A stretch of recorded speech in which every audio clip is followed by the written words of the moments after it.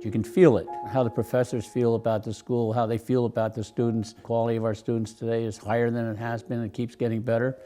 And that's all because we try to make sure that the college from a physical standpoint and intellectual standpoint is competitive. And that's our objective, day in and day out. His presence is there when I enter the classroom and teach whatever class I teach here at Colby. His presence is there when I'm serving on committees, and his presence is there, and I think of him when I'm conducting my research. So his impact on me exists in every dimension of what I do as a Colby faculty member. Colby isn't just a school, right? It's an experience and it's a community that goes beyond Mayflower Hill. And I think that Larry is just a tremendous example of that. Well, Larry Pugh represented Colby at its very best in every way. He was somebody who achieved success in so many different venues, but who never lost sight of who he was and what was most important to him. And I learned from him at the very beginning that that's what Colby was all about. It's a place that's deeply centered, deeply engaged in the world, but always modest and always focused on the right things. I remember him coming up to me after the game and saying that was one of the real fun experiences he'd ever had. And I said, wow, I said, that's the kind of individual he is. He just wants to be part of Colby, and he wanted Colby to be successful. He had this exceptionally warm presence about him, and I think that's what I'll miss most about Larry.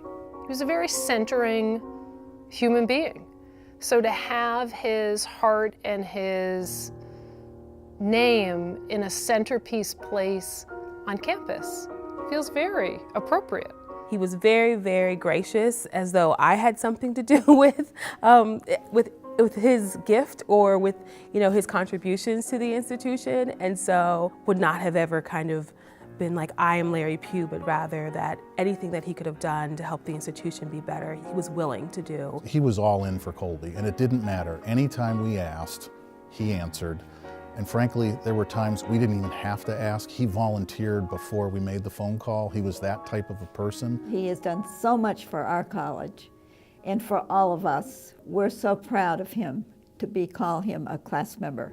And I think, if anything, Larry will be remembered for two things.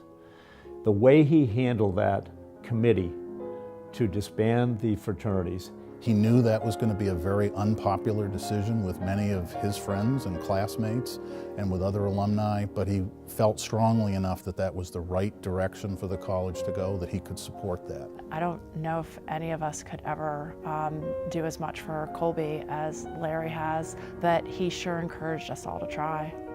He had no patience for BS.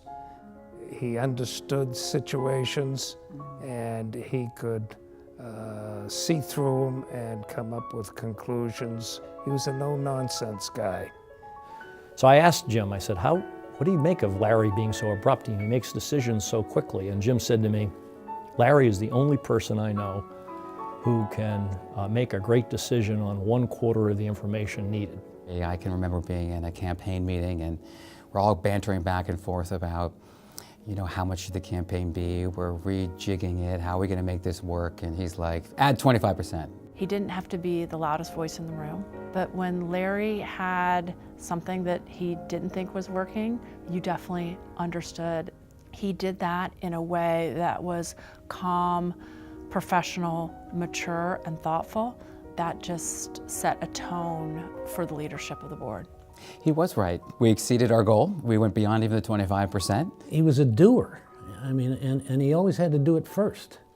He was somebody who had to be first in line and finish first and get a meeting done first. But that's just his personality. He just wanted to go on to the next project. The way he represented Colby in public, you couldn't have a better representative of the college than Larry Pugh. He was so proud of Colby, and he was proud to show it off. He became my best friend, but Larry Pugh's the kind of guy who had hundreds of best friends. We were friends for 23 years, and he was a mentor to me. He was just a good guy. There could not be a more lovely, thoughtful, selfless type of man than Larry Pugh. It was about his family, first and foremost. It was about his friends. It was about his Colby, and I think he would have phrased it that way. and it was about his golf. My first day at Augusta National, I'll never forget the first day, everybody's nervous. So I said to Larry, I said, well, what are the rules?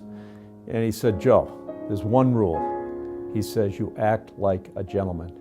And boy, if that didn't epitomize Larry Pugh.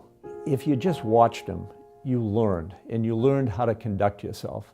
He was such a family man, and he still found time for everything. I don't know how the hell he did it. I married a Colby girl. Our daughter went to Colby. We had 2 grandsons who graduated from Colby. And we were talking about my career, and he's, what are your long-term goals, and what do you think are your strengths, what are your weaknesses? And I turned the table around on him. And I said, what was the key to your success in business? And he looked me in the eye and said immediately, your grandmother. The biggest thing that I'll take with me was the love he had for his family. She never wanted to be away from my grandmother. Obviously, he was away on business and things a lot, but anywhere we were, even if we were on a plane and he didn't see her for a few minutes, he'd be looking around, where's Jean? Their relationship is certainly something that we all want to have. Together, they were quite a Colby couple. He was undoubtedly extremely proud of all 4 of his grandkids.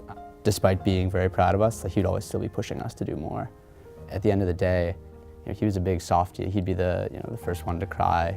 It wouldn't come as a surprise to any of his friends that he had a very generous heart and sometimes wore that heart on his sleeve. The examples that I'll take from him are some of his best attributes, which are his integrity and his loyalty and absolutely his leadership qualities. And those are things that resonated throughout his personal and professional life. Our board only exists for one reason, and that's for the students. That's what this is all about. Larry and Jean Pugh have an extraordinary legacy at Colby. His legacy is going to be passion and commitment to Colby. 60 years of dedication. You can see it in the granite monuments that line Miller Lawn that express gratitude for their incredible contributions. You see it in the Davis Science Center. You see it, of course, in the Pugh Center. But to me, the real legacy of the Pughs at Colby will be in the academic excellence of this institution, will be in the unique culture and sense of community that we have, that they fought for all the time. Larry will be so sorely missed at the board. He could manage us as a group. There was never a time when Larry was chair of the board that we ever had to take a vote. We arrived at decisions by consensus. He is truly the gold standard of everything about the Board of Trustees, leadership of Colby, his vision for what Colby is, but also what Colby can be. I think he'd be very pleased to see how quickly we're moving forward on a number of initiatives. I think he would have that sort of soft chuckle and smile and say to all of us, you're headed exactly where I knew all of you would be headed. And it's going to feel like Larry's right there in the room with us. We're going to be speaking about Larry Pugh in the present tense for an awfully long time.